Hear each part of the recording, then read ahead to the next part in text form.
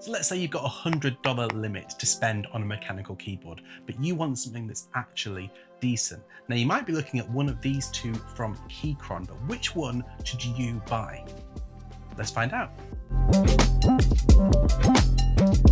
We're back in keyboard territory again today, and I'm pitting two of Keychron's latest keyboards against each other in a kind of grudge match to see which one deserves your hard-earned money and a place on your lovely desk. We'll look at why we need to think about these like Pokémon, some of the big differences, and of course, we'll test out the typing sound and feel before I give you my honest verdict on which of these I think you should consider. Now, back in late 2023, Keychron announced their Max range of keyboards, which sits alongside their Pro range of keyboards and, well, all the rest of their frankly insane collection of keyboard products. But the general idea, I think, is that the Max line is top of the tree, which offers the best you can buy for each of their ranges. So for under $100 with either of these, we should be getting some decent quality 75% size boards that are maybe not the most premium feel ever, but should be at least okay. And spoiler alert, one of these is not okay when it comes to typing feel and sound, but bear with me, we'll get to that. You're probably watching this because you want to know what these are like to actually use every day, which I will tell you about. However, I am going to try and give you a quickfire overview of the similarities between these two in about 15 seconds. Both of these let you connect to a Mac or PC, connect up to 3 devices, swap out the keycaps or switches within reason, give you 1000 Hz polling rate over wired or 2.4G dongles, let you customize how the keys work using QMK or VIA, and make pretty light displays if you like that sort of thing. Whew. And just so that we've got all of these fresh, here's another quick round of differences that you should probably know about if you're thinking about buying either of these products. So the K3 Max is slim, the V1 Max is thick. And speaking of thick, the V1 Max has a knob and the K3 Max is, well, knobless? The K3 Max has a combination of ABS and aluminium frame, which means it feels a little different to hold and touch than the V1 Max, which has an ABS plastic body. And the K3 Max is lighter, not just because it's a slim profile, but because the battery is just 1550 milliamp hours, which should give you up to 78 hours of use in wireless mode. And the V1 Max, on the other hand, has a 4000 milliamp hour battery, which should get you around 225 hours of use with the lights off before you need to charge. And the switches on the K3 Max are low profile Keychron switches, which come in red, brown or blue. And those on the V1 Max are also Keychron Jupiter switches with red, brown and banana options. No, seriously, those are the options. That's probably the main stuff, but in order to consider these two properly, it's helpful to think about these two keyboards a bit like Pokémon. Pikachu! You see, the Keychron K3 is a bit of a classic when it comes to budget mechanical keyboards. Now, the original K3 was a low-profile beast and got a lot of people, myself included, into the keyboard hobby. Now, if you go back on my channel, you'll see I made all kinds of videos about it back in the day when, let's be honest, I was sitting far too close to the camera. And over time, the K3 evolved into the K3 Pro, which added things like programmable keys, double shot PBT keycaps, and funkier lights. And now the K3 Max, as the most evolved K3 model, see?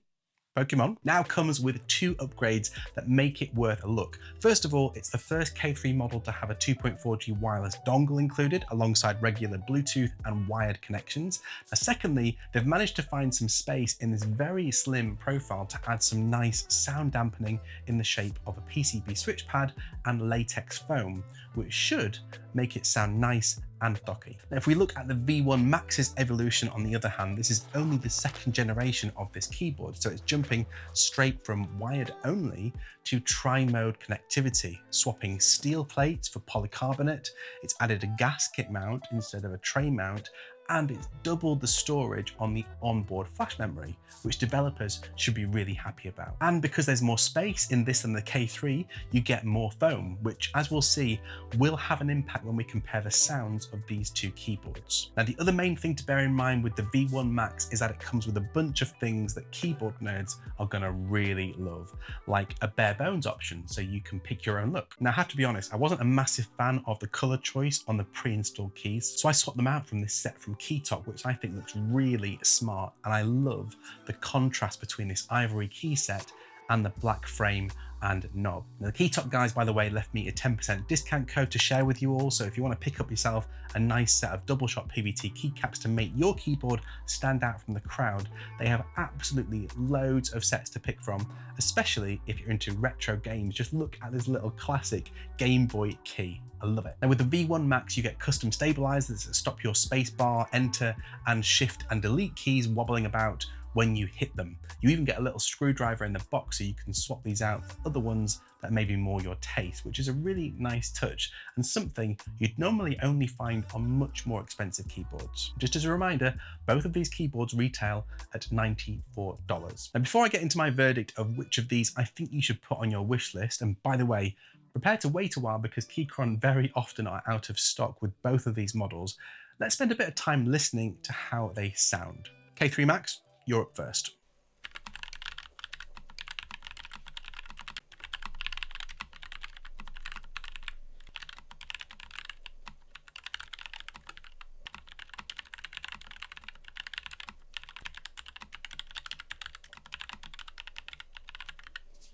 V1 Max, it's your turn.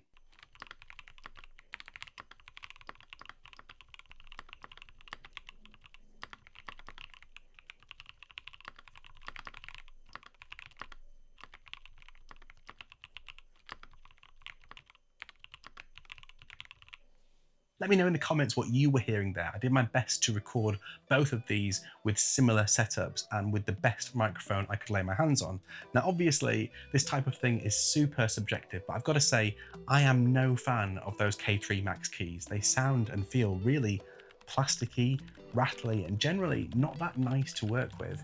If I think back to my original K3 version 2, that thing sounded and felt just gorgeous to type on, and I'd love to see Keychron find their way back to that style of switch and keycap combination as the K3 range continues to evolve. Now the V1 Max on the other hand, well, all that extra space for dampening combined with the new gasket mount, you can feel it. Now for me, the typing experience is in a different league to the K3 Max. So much so, I actually think Keychron should be charging more for this one. I could absolutely imagine using this for extended periods without it drawing attention, also giving me that satisfying tactile response that you would expect from a high quality mechanical keyboard. For a sub $100 board, I was really surprised by how good this felt to use. Even the knob feels premium when you give it a little twist, or maybe a gentle caress. I'm sorry, I just can't say that with a straight face.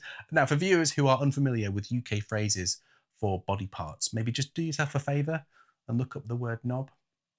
I'm really sorry. So you might be able to guess where this is going at this stage. Now for me, it's a no-brainer as to which one I'd have to recommend here.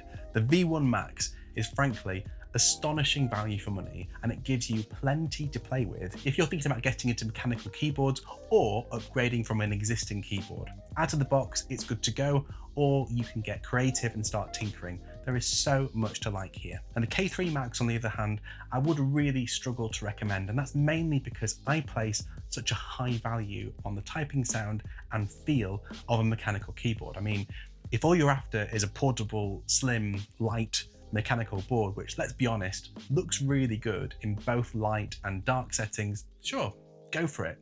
But be aware that there are a load of better low-profile keyboards to be found elsewhere these days. If you're in the market for a new low-profile keyboard, my advice will be to save up just a little bit more and go and get something else instead. Now folks, if you have any questions about either of these keyboards that I can help with, you know what to do. And if you're interested to know which I would be shortlisting if I were looking for a low-profile keyboard in this size, have a little look at this. I think you'll be surprised. See you next time.